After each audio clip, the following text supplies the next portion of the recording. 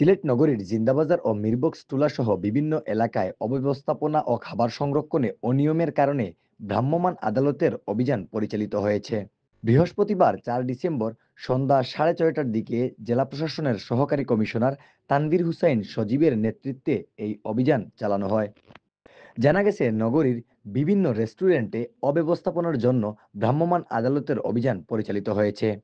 এ সময় জিন্দাবাজারে অবস্থিত উন্দাল রেস্টুরেন্টে ফ্রিজের ভেতরে রাখা রান্না করা মাংসের সাথে ফালুদা এবং আইসক্রিমের সাথে রান্না করা মাছ এবং কাঁচা মাংস একত্রে রাখা সহ নানা অব্যবস্থাপনার প্রমাণ পাওয়া যায়।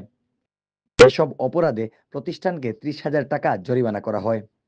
এছাড়া নগরীর আরও কয়েকটি ছোট বড় রেস্টুরেন্টেও বিভিন্ন অনিয়মের কারণে অতিরিক্ত 30,000 টাকা জরিমানা আদায় করা হয়। এই নিয়ে মোট 60,000 টাকা জরিমানা আদায়ের মাধ্যমে অভিযান সম্পন্ন হয়।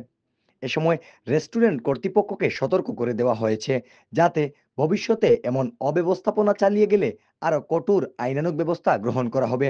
জেলা প্রশাসনের সহকারী কমিশনার তানভীর হুসাইন সজীব বলেন, নিয়মিত অভিযানের অংশ হিসেবে আমাদের এই অভিযান পরিচালনা হয়েছে।